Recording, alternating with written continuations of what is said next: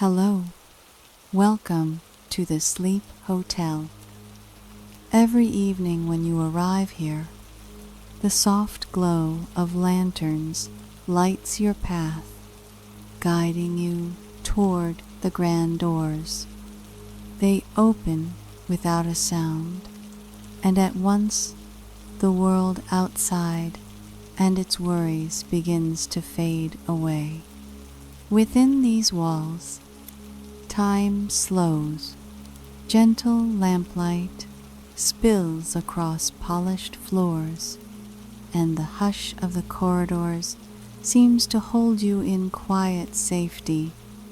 This is a place for you to rest.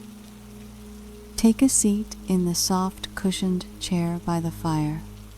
Feel the fabric beneath you, the quiet strength of the room around you. Let the glow of the hearth and the hush of the lobby hold you, like an old friend welcoming you home. Now, take a slow, easy breath. Inhale deeply and let it out with ease. Do it again, in and out. With every breath, imagine setting down the weight of the day as if you've been carrying too many bags, and now at last you can let them go. As you breathe, you may find your body softening. Your shoulders release their tension. Your jaw loosens. Even your hands, which have worked so hard today, begin to relax. Thoughts may still come, but they don't need to stay.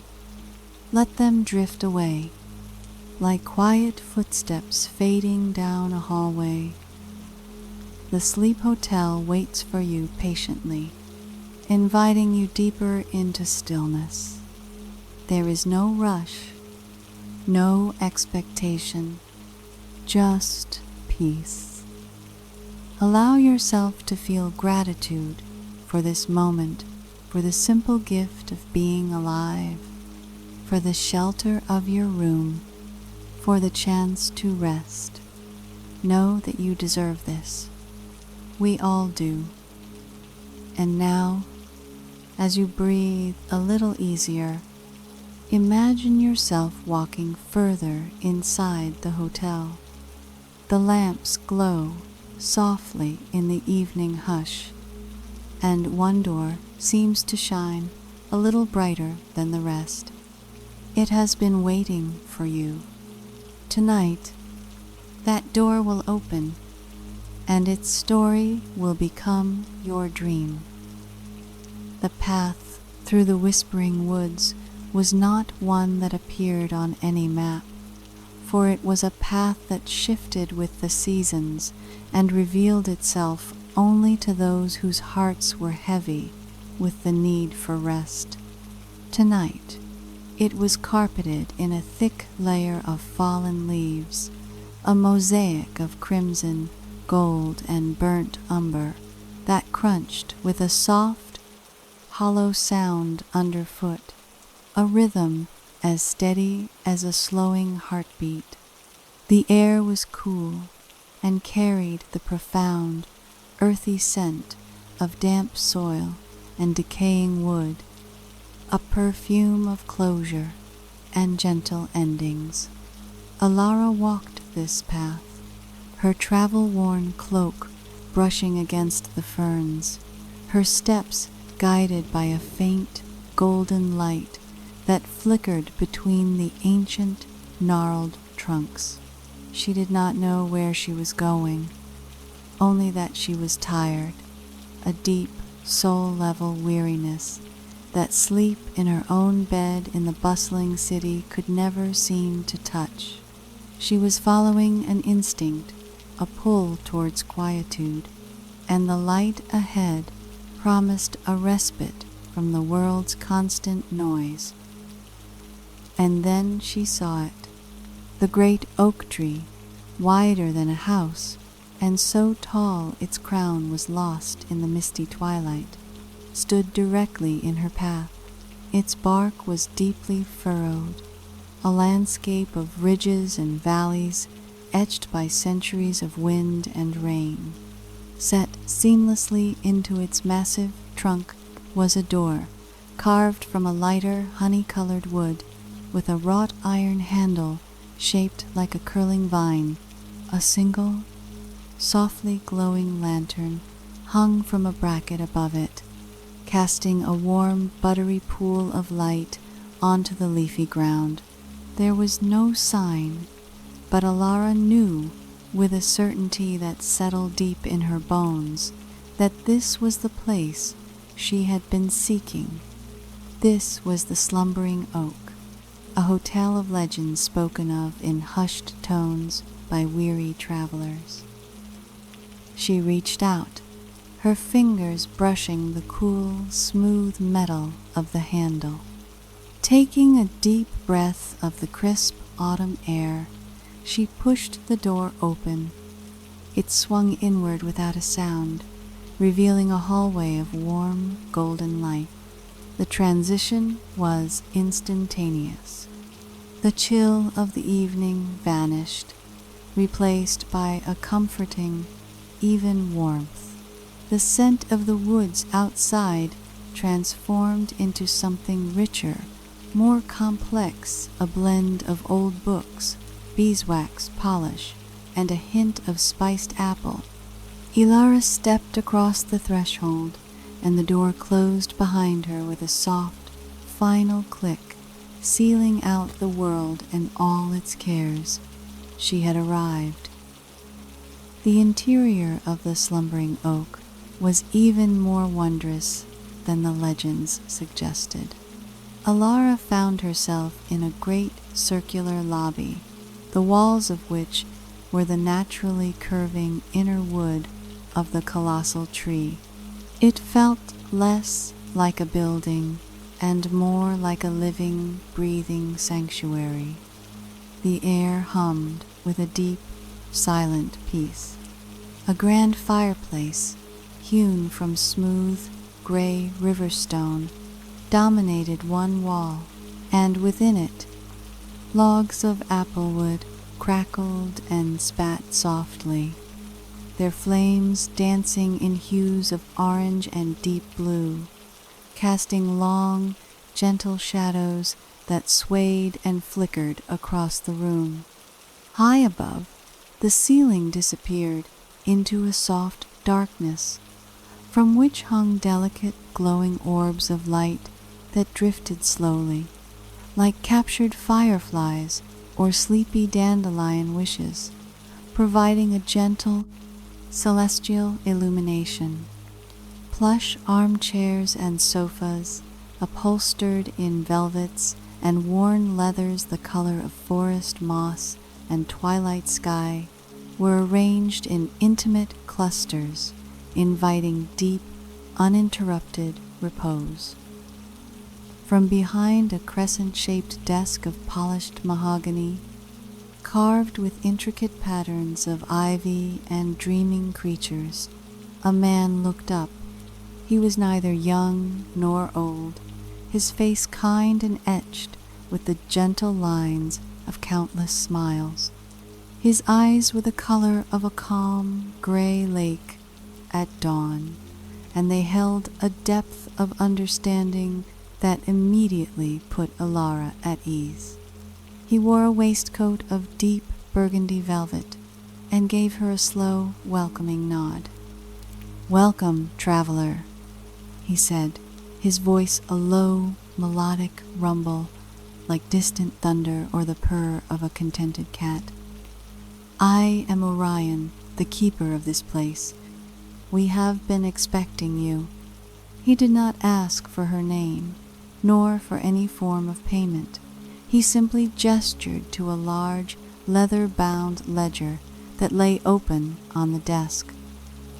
Orion turned and selected a key from a vast wall behind him, a mosaic of hundreds of little wooden cubbies each holding a unique, ornate key. The one he chose was made of tarnished silver with a bow shaped like an oak leaf. "Your room is the amber suite," he said, placing the cool, heavy key in her palm. "It looks out over the moon garden. I think you will find it most agreeable. Dinner is served at your leisure in the hearth room, or, if you prefer, it can be brought to you. There are no schedules here, no clocks to watch. Your only duty is to rest." He gestured toward a wide, curving staircase with steps that seemed to be made of fused, smooth roots. "Follow the hallway of whispering tapestries. Your door is the third on the left. You will know it by the carving of the sleeping fox." The staircase, as Ilara ascended, felt wonderfully solid and yet somehow gentle under her feet, as if each step were absorbing the last remnants of her fatigue. The hallway on the first floor was lined with tapestries that seemed to shift and change in the soft light. They depicted scenes of quiet landscapes, a badger settling into its set for the winter, a silent forest under a blanket of snow, a slow, deep river under a starlit sky. As she passed, she could have sworn she heard the faintest whisper of a breeze through embroidered pines, or the soft gurgle of a woven stream, sounds so subtle they existed just on the edge of hearing, soothing the mind into a state of attentive calm. She found the door with the sleeping fox, a beautiful creature curled in a perfect circle, its nose tucked under its bushy tail, carved in low relief into the dark wood.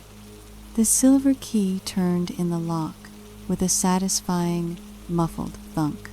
She pushed the door open and stepped inside, her breath catching in a soft gasp of wonder.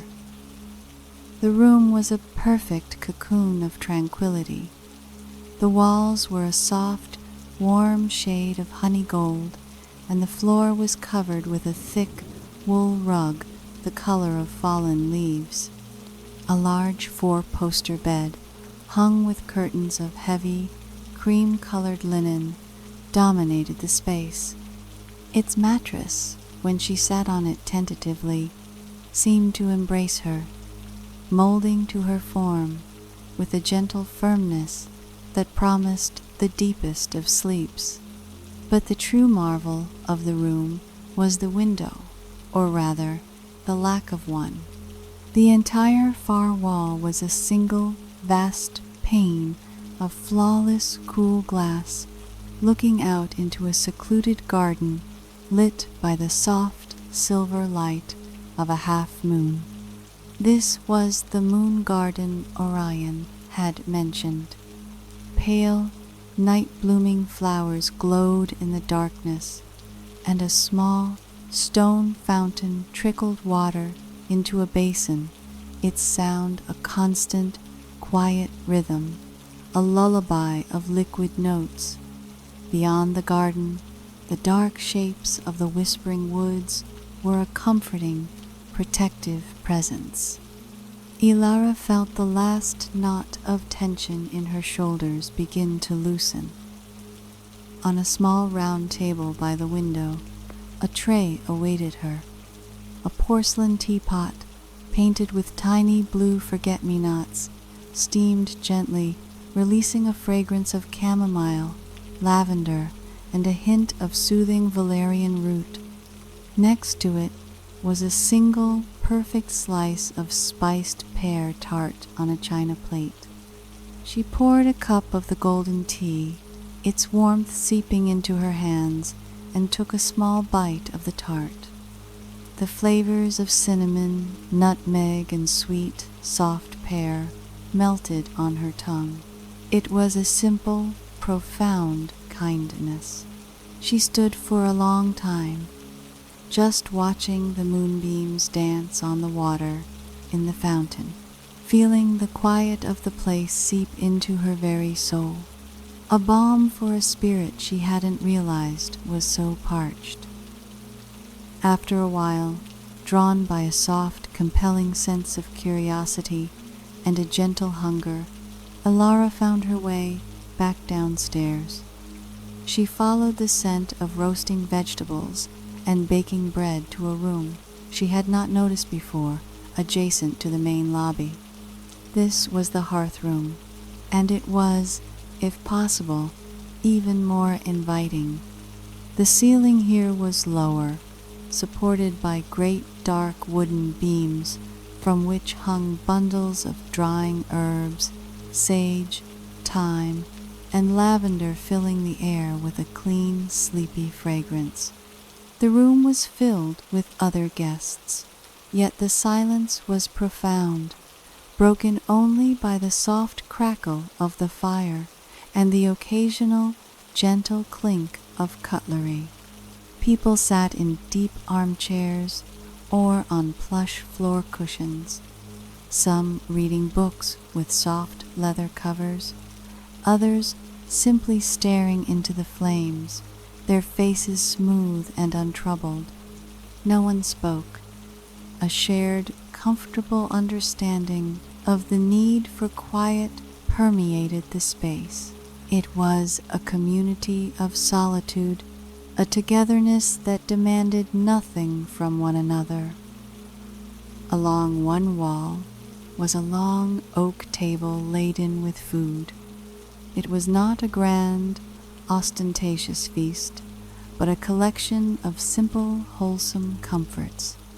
There was a great round loaf of crusty bread, still warm from the oven, a pot of hearty vegetable and barley stew that simmered over a small contained flame, a wheel of pale creamy cheese, and a bowl of glossy red apples. Guests would rise from their seats, move silently to the table, fill a bowl or a plate, and return to their contemplative silence. Alara did the same, serving herself a portion of the stew, its rich, savory aroma making her stomach sigh with contentment. She found an empty armchair near the fireplace, its cushions seeming to sigh as she settled into their deep embrace. As she ate the delicious, simple food, she watched the fire. The logs had burned down to a deep bed of glowing embers that pulsed with a warm, red light, like a great, slumbering heart. The flames that licked over them were now mostly blue and gold, dancing a slow, hypnotic ballet. She found her gaze locking onto the ever-changing shapes, a castle, a bird, a winding river that formed and dissolved in the coals. Her breathing slowed to match the gentle rhythm of the fire. Her thoughts, which had been a frantic swarm of worries and to-do lists, began to settle one by one, like the leaves outside, coming to rest on the forest floor. The warmth of the food in her belly and the warmth of the fire on her skin merged into a single enveloping comfort. Later, feeling deeply rested, yet not quite ready for the embrace of the bed, Alara decided to step out into the moon garden. A French door in the hearth room, which she had mistaken for a mirror, led her outside. The night air was cool, but not unpleasantly so. It was fresh and clean, carrying the scent of wet stone and night-blooming jasmine. The silver light of the moon washed over everything, bleaching the colors from the world and replacing them with shades of luminescent gray, soft black, and brilliant white. She walked along a gravel path that crunched softly under her slippers, the sound incredibly precise in the profound silence. She passed the little fountain, watching the water cascade in a liquid silver thread from one mossy basin to the next. She touched the petals of a moonflower, its large white blossom wide open to the night sky, its texture like cool living silk. Everything here was designed for gentle stimulation, for calming the senses rather than exciting them. It was a landscape built for dreams. As she rounded a bend in the path, she saw that she was not alone. Sitting on a stone bench, partially obscured by the trailing branches of a willow tree, was a tall, slender figure. It was a woman, her hair as white as the moonflowers, dressed in a simple gray gown. She was stitching slowly and methodically on a piece of dark cloth, a silver thimble on her finger, catching the moonlight. She did not look up as Elara approached, but she patted the space on the bench beside her in a clear, welcoming gesture. Elara sat, the coolness of the stone seeping through her clothes. She watched the woman's hands, the needle flashing as it dipped in and out of the fabric, pulling a thread the color of starlight behind it. Elara leaned closer to see what she was embroidering. On the dark canvas, a scene was emerging. It was this very garden, but in the tapestry, the fountain was woven with threads of real silver, and the moon in the sky was a tiny, polished pearl. The woman was stitching Elara herself into the scene, sitting on the bench. It was not frightening, but deeply comforting. It was as if her presence here was being acknowledged and recorded as a part of the hotel's eternal, peaceful story. They sat in perfect shared silence for a long time, the only sounds the trickle of the fountain and the soft whisper of the needle through the cloth, a rhythm so soothing it felt like a direct invitation to close her eyes. When Elara finally rose from the bench, giving a silent nod of gratitude to the embroiderer, who acknowledged her with the faintest smile, she felt a new desire for a story. Orion, who seemed to appear whenever a guest had an unspoken need, was suddenly standing in the doorway back into the hotel. "The library is down the hall, past the staircase of roots," he said softly, without her having to ask. "You may find something there to suit your mood." She followed his direction, finding a low, arched doorway that led into a room that took her breath away. The library was circular, and its walls were not made of wood or stone, but of books, countless volumes, from floor to a domed ceiling high above. A wrought iron spiral staircase wound its way up to a balcony that provided access to the higher levels. But the most remarkable thing was the light.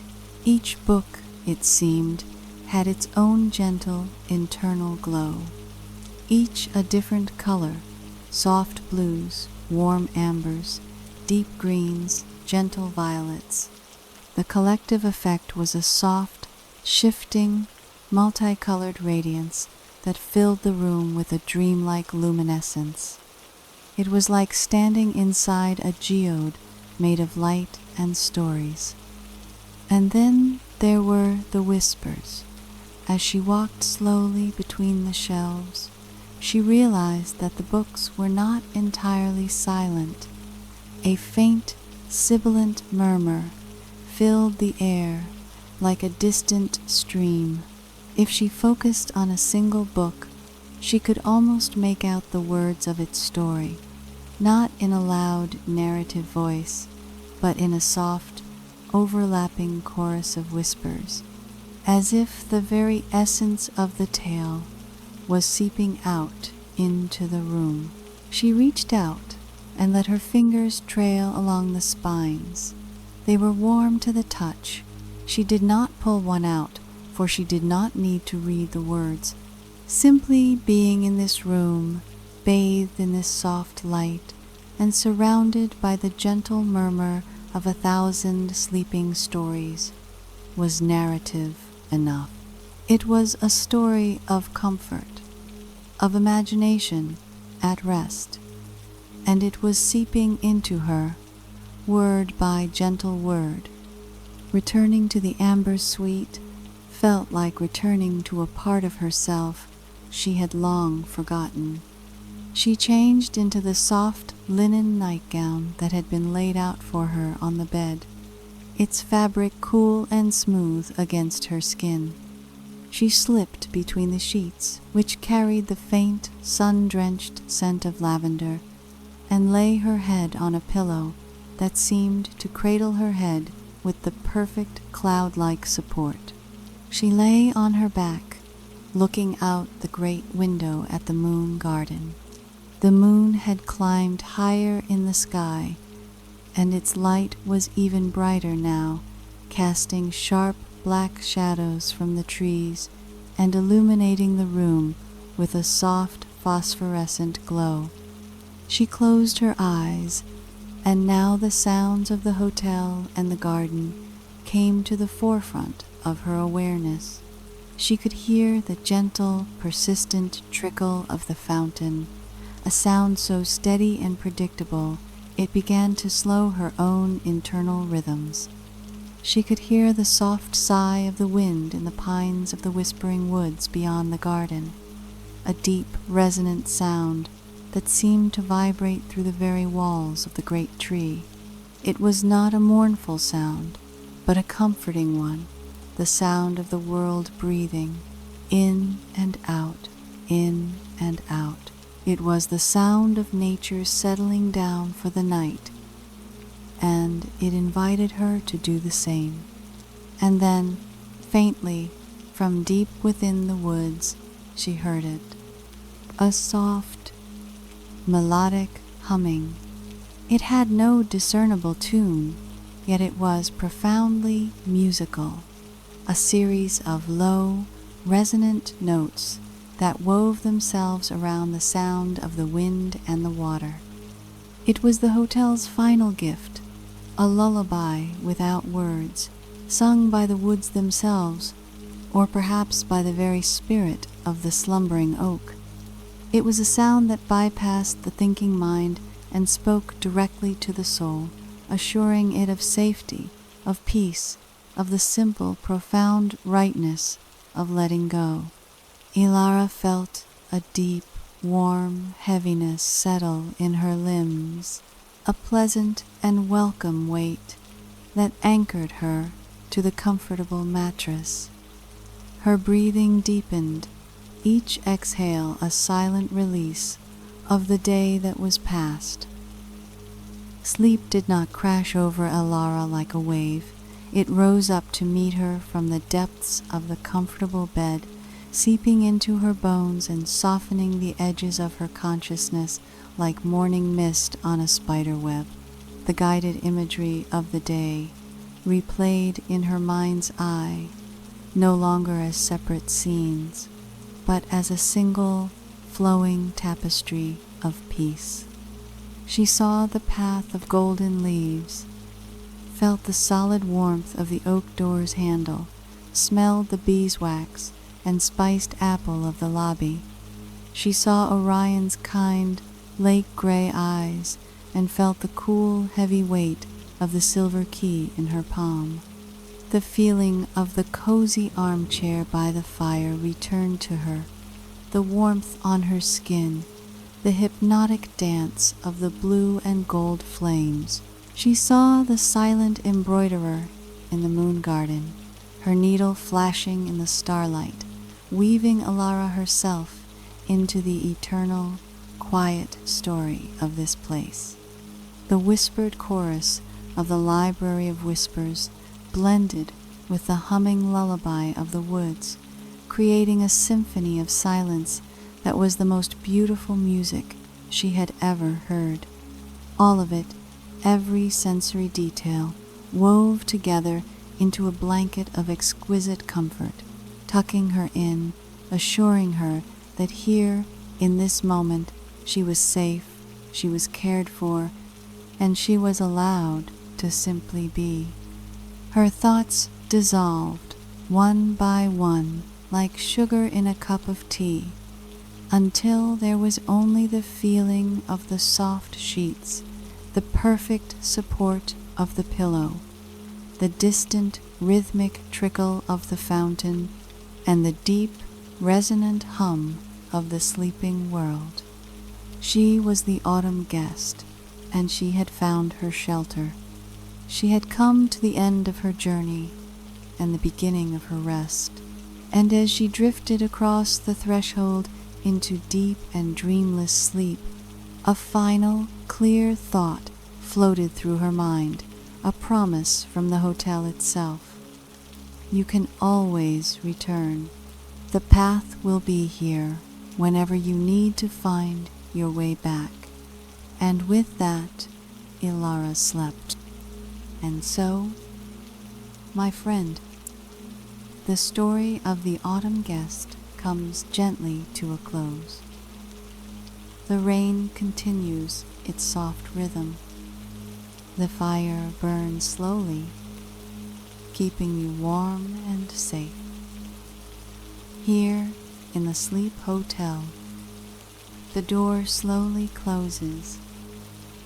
The golden lamplight around you grows warmer, wrapping you like a blanket. You are safe. You are cared for. Take another slow, easy breath in and out. Let your shoulders sink deeper, your body heavier. Feel the quiet of this moment surrounding you, like the hush of a starry night. Remember, you can always return here. Whenever you need rest, whenever you long for peace, these doors will open. For now, let go of the day. Drift into the calm, into stillness, into sleep. Good night, my friend. Until we meet again.